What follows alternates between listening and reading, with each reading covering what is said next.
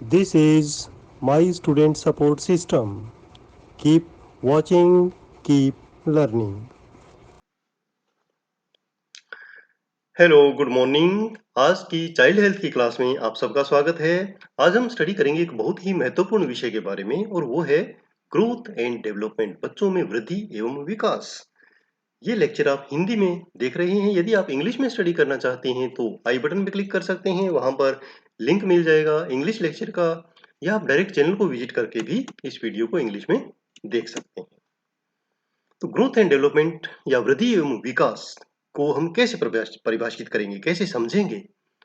जो वृद्धि और विकास शब्द हैं, ये अक्सर एक साथ यूज में किए लाए जाते हैं कि बच्चे का वृद्धि और विकास कैसे हो रहा है, ग्रोथ एंड डेवलपमेंट कैसे हो रहा है। लेकिन उनको हम इंटरचेंज नहीं कर सकते हैं।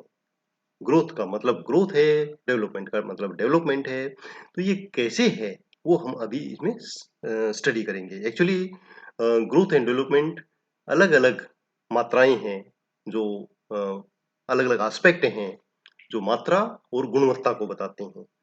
ग्रोथ मात्रा को बताता है और डेवलपमेंट या विकास गुणवत्ता को बताता है। इसे हम अलग अलग जान लेते हैं। सबसे पहले हम जानेंगे कि ग्रोथ को कैसे परिभाषित करेंगे या वृद्धि को कैसे परिभाषित करेंगे। वृद्धि शब्द का मतलब है ऊतकों का या टिश्यू का आकार या मास में शुद्ध वृद्धि। यह मुख्य रूप से कोशिकाओं के मल्टीप्लिकेशन और इंट्रासेलुलर जो सब्सटेंस है उसमें वृद्धि से संबंधित होता है और इसी से ही बच्चे की हाइट और वेट इंक्रीज होता है। तो हम दूसरे शब्दों में हम कह सकते हैं कि बच्चे का हाइट बढ़ना, वेट बढ़ना और अंगों में आकार में वृद्धि होना ग्रोथ कहलाता है। इसी प्रकार डेवलपमेंट जो है वो गुणवत्ता को बताता है। कार्यों को, कौशल को, मैच्योरेशन को सीखना, स्किल्स को जानना, स्पेशली जो मेंटल एबिलिटी है वो इंक्रीज होना, ये सब डेवलपमेंट के हिस्से में आता है। शरीर का प्रत्येक हिस्सा किस प्रकार बेस्ट पॉसिबल काम करे, इसके लिए जो स्किल या कौशल बच्चा सीखता है समय के साथ, मेच्योरिटी लाता है, उसे हम डेवलपमेंट कहते हैं। कई बार एक बहुत ही इंपॉर्टेंट क्वेश्चन एग्जाम में आता है कि डेफिनेशन आप ग्रोथ एंड डेवलपमेंट की बताइए, वो हम ऑलरेडी बता चुके हैं। और जो ज्यादा मार्क का क्वेश्चन होता है वो ये होता है कि what are the factors affecting growth and development. क्या फैक्टर्स हैं, क्या कारक हैं जो बच्चे की वृद्धि एवं विकास को प्रभावित करते हैं। अक्सर पेरेंट्स ये पूछते भी हैं अपने हेल्थ डिपार्टमेंट के लोगों से कि बच्चे की हाइट नहीं बढ़ रही है, बच्चा बहुत ही एज के हिसाब से छोटा दिख रहा है, तो उसके लिए क्या करें। तो कुछ पॉइंट्स आज हम इसमें डिस्कस करने वाले हैं, जिससे अगर समय पे ध्यान दिया जाए तो ग्रोथ, बच्चे की हाइट, वेट, इन पर हम मॉनिटर कर सकते हैं और इनको इंक्रीज करने का सोच सकते हैं, प्रयास कर सकते हैं। तो वो क्या फैक्टर हैं, आज हम इस लेक्चर में जानने वाले हैं। वृद्धि एवं विकास दोनों ही बहुत ही नजदीकी रूप से संबंधित हैं।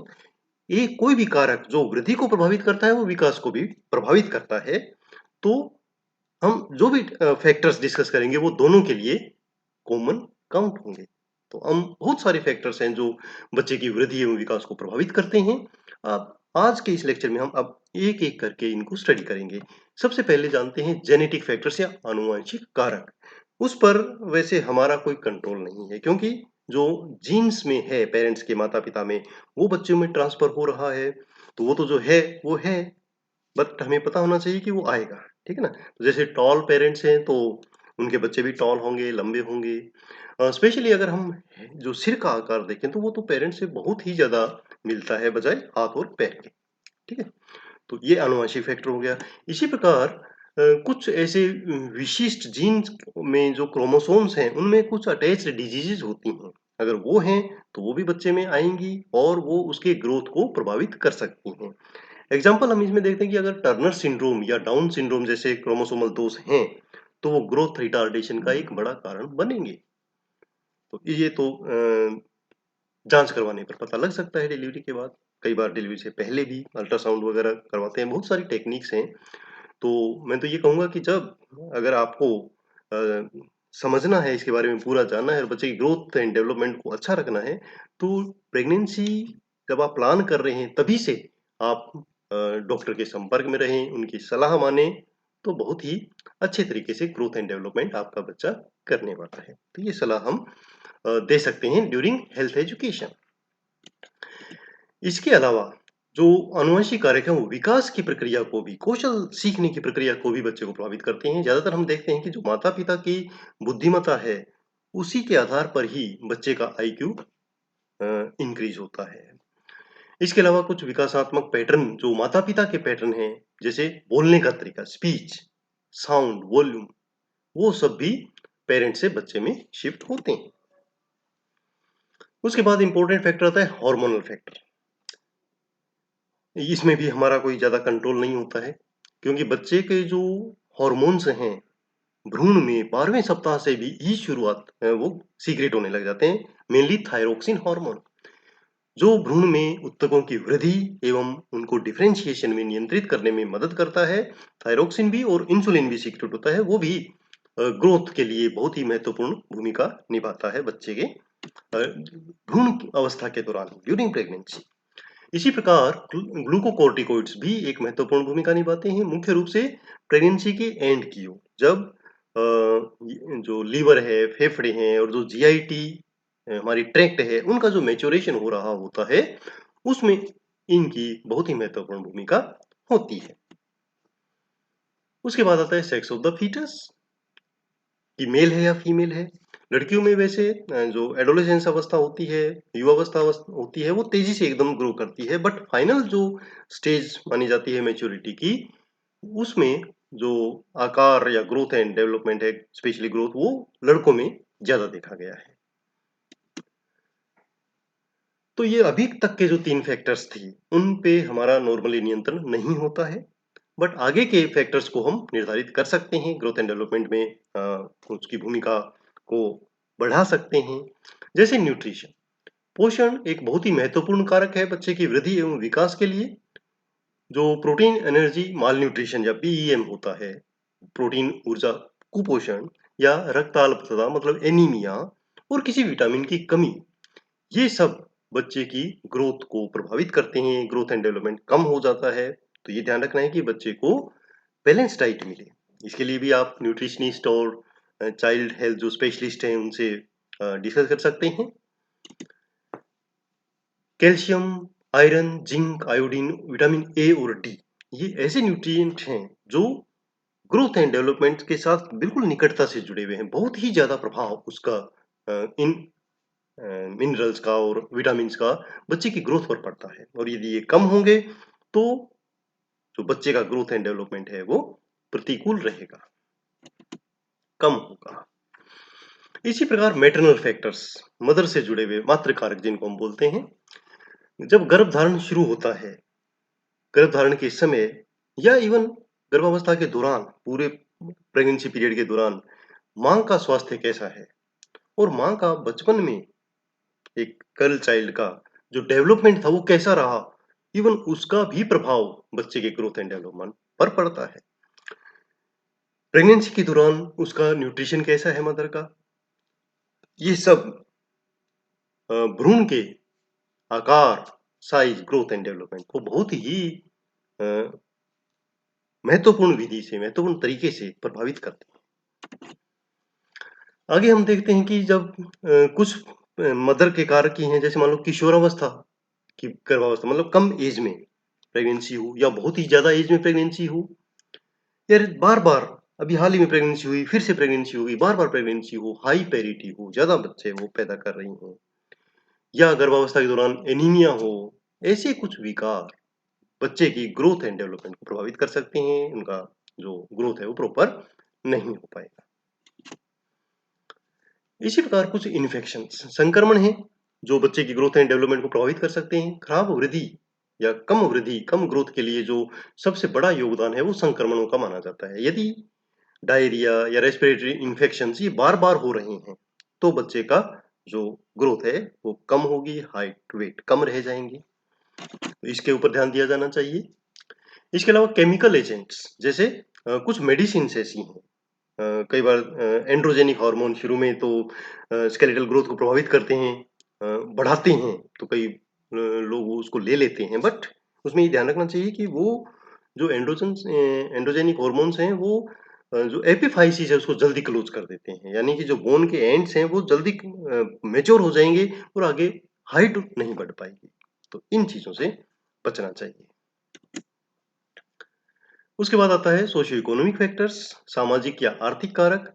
ज्यादातर ये देखा जाता है कि जो सामाजिक आर्थिक उच्च स्तर वाले जो परिवार हैं उनके बच्चों में आमतौर पर न्यूट्रिशन की कमी कम होती है, न्यूट्रिशन प्रॉपर होता है, बेहतर पोषण और स्वच्छ साफ सुथरा रहने की जो स्थिति है, एनवायरमेंटल या लिविंग कंडीशन है, उसके कारण वो संक्रमण से भी कम प्रभावित होते हैं और ग्रोथ एंड डेवलपमेंट बेहतर होता है। जबकि यदि आर्थिक स्थिति या सामाजिक स्थिति कमजोर होती है तो पोषण में भी कमी रह सकती है, साफ सफाई आसपास का जो एनवायरमेंटल कंडीशन है वो ठीक नहीं होगा, बार बार इन्फेक्शन होगा, उससे वृद्धि एवं विकास बच्चे का कम हो सकता है। एनवायरमेंटल फैक्टर्स भी बहुत ही महत्वपूर्ण भूमिका निभाता है पर्यावरणीय कारकों में, जैसे मौसम। ज्यादातर ये देखा जाता है कि जो स्प्रिंग का मौसम है वो बच्चे की ग्रोथ एंड डेवलपमेंट के लिए बहुत ही अच्छा होता है, और इसी प्रकार जो बहुत ज्यादा गर्मी का मौसम है उसमें ग्रोथ कम होती है, क्योंकि इन्फेक्शन का खतरा उन दिनों में ज्यादा रहता है। तो इसी प्रकार यदि किसानों के लिए भी देखते हैं कि जो प्रतिकूल मौसम है उसमें जो कृषि उत्पादकता है उनकी वो कम हो जाती है, फ्रूट्स वेजिटेबल्स वो कम आते हैं, उसके कारण न्यूट्रिशन प्रभावित होता है और उससे अल्टीमेटली ग्रोथ एंड डेवलपमेंट प्रभावित होती है। तो एनवायरनमेंट जो है वो भी ग्रोथ एंड डेवलपमेंट को बहुत प्रभावित करता है। इसीलिए आपने देखा होगा कि कुछ कंट्रीज के एनवायरनमेंट है वहाँ लंबे लंबे लोग होते हैं, क्योंकि वहाँ का एनवायरमेंटल कंडीशन ऐसी है। कुछ जगह पे हाइट शॉर्ट स्टेचर वाले होते हैं, क्योंकि वहाँ पर जो वातावरणीय कारक है वो उसको प्रभावित कर रहे हैं। उसके बाद आता है इमोशनल फैक्टर्स, ये भी बहुत इंपॉर्टेंट है, भावनात्मक कारक जिसको बोलते हैं, जैसे ब्रोकन हाउस है, पेरेंट्स अलग रह रहे हैं, अनाथालय के बच्चे हैं, उनका जो ऑप्टिमम ग्रोथ जितना होना चाहिए वैसा नहीं हो पाता है। चिंता, असुरक्षा की भावना, परिवार से इमोशनल सपोर्ट या प्यार की कमी, ये सब ग्रोथ हार्मोन के रिलीज को प्रभावित करते हैं और अल्टीमेटली जो ग्रोथ है और डेवलपमेंट है वो कम होती है। उसके बाद कल्चरल फैक्टर्स आ जाते हैं, जो सांस्कृतिक जो कारक हैं। समुदाय में जो बच्चे का पालन पोषण किया जाता है या उसका जो फूड सिस्टम है, खाने का तरीका है, वो सब कल्चरली कंट्रोल किया जाता है। जो पेरेंट्स की जो सोच है, समाज की जो सोच है, उसके आधार पे उसका न्यूट्रिशन प्रभावित होता है, उसी से ही बच्चे का ग्रोथ एंड डेवलपमेंट प्रभावित हो सकता है। उसके बाद एजुकेशनल फैक्टर है। एजुकेशनल फैक्टर तो हर चीज को प्रभावित करता है। यदि अच्छी शिक्षा प्राप्त माताएं हैं या पेरेंट्स हैं तो वे उचित स्वास्थ्य को बढ़ावा देने के लिए जो बिहेवियर्स है उनको अपनाने में बहुत जल्दी करते हैं, तुरंत अपना लेते हैं, जिससे बच्चे का जो विकास एवं वृद्धि है वो डायरेक्ट इफेक्ट पड़ता है और वो अच्छी होती है। अब हम आ जाते हैं कि पीरियड्स ऑफ ग्रोथ क्या है। कई बार ये क्वेश्चन एग्जाम में आता है कि आप अलग अलग जो इनका ग्रोथ एंड डेवलपमेंट के जो पीरियड्स बनाए गए हैं उनकी एज लिखिए। तो इसमें सबसे पहले हम आ जाते हैं प्रीनेटल पीरियड में, जिसमें सबसे पहले कब होता है ओवम। ओवम 0 से 14 डेज जो है वो गस्टेशन का, प्रेगनेंसी का, उसको हम ओवम कहते हैं। एम्ब्रियो होता है 14 डेज टू 9 वीक्स। फीटस होता है 9 वीक्स टू बर्थ तक। और पेरीनेटल पीरियड कहते हैं 22 हफ्ते से प्रेगनेंसी से जो शुरू होता है और प्रेगनेंट बर्थ के 7वें दिन तक का जो पीरियड है वो पेरीनेटल पीरियड कहलाता है। अब हम यदि पोस्टनेटल पीरियड्स में आ जाएं तो सबसे पहले है न्यूबॉर्न या नियोनेट। तो फर्स्ट 4 वीक्स आफ्टर बर्थ जो है वो न्यूबॉर्न कहलाएगा। इन्फेंट कहलाएगा पहले साल तक। टोडलर होगा 1 से 3 साल तक का बच्चा। प्री स्कूल होगा 3 से 6 साल तक का बच्चा। और स्कूल चाइल्ड होगा 6 से 12 साल का बच्चा। किशोरावस्था की पीरियड्स को यदि हम देखते हैं तो जो अर्ली किशोरावस्था है वो 12 से 13 साल की होती है। मिडिल किशोरावस्था होगी 14 से 16 साल। और लेट किशोरावस्था होगी 17 से 20 साल। इम्पोर्टेंट वीडियोस आप देखने के लिए, लेक्चर्स देखने के लिए आप यूट्यूब चैनल को सब्सक्राइब कर सकते हैं, फेसबुक पेज लाइक कर सकते हैं, और नोट्स बनाने के लिए विजिट करना ना भूलें mynursingstudents.blogspot.com। फॉलो कर सकते हैं मुझे ट्विटर पर, इंस्टाग्राम पर और Facebook group nursing notes join कर सकते हैं। धन्यवाद। आपका दिन शुभ हो।